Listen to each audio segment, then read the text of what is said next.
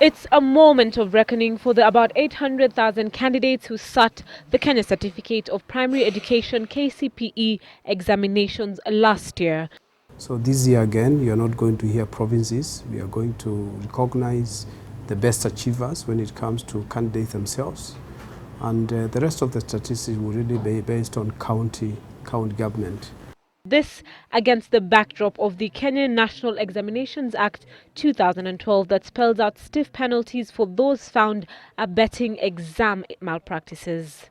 Exam cheating may have been at its worst in the class of 2011, but according to the national examiner, the penalties served as a deterrent to stem the vice in the class of 2012.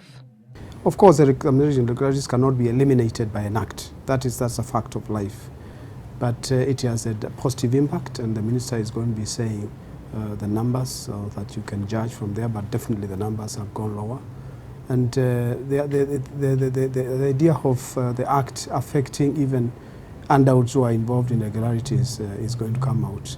The Act stipulates that persons found guilty of leaking examinations or in possession of unauthorized examination papers or even assisting candidates obtain exam papers will be imprisoned for 10 years or pay a fine of 2 million shillings.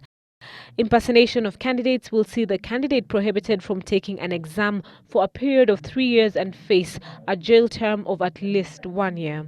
Copying an examination will see a candidate disqualified from taking the entire examination and will be prohibited from taking an exam for at least 3 years.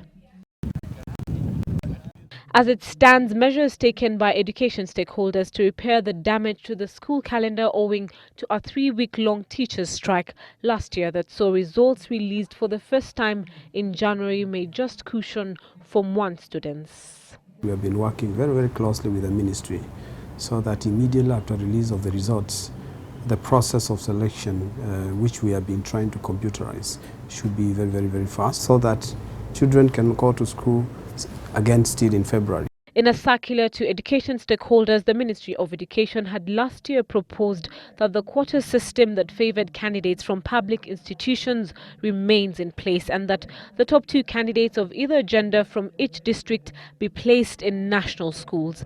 Private schools, however, had since the introduction of the quota system of admission to national schools called on the government to abolish it. Mbilu, Sunday Live.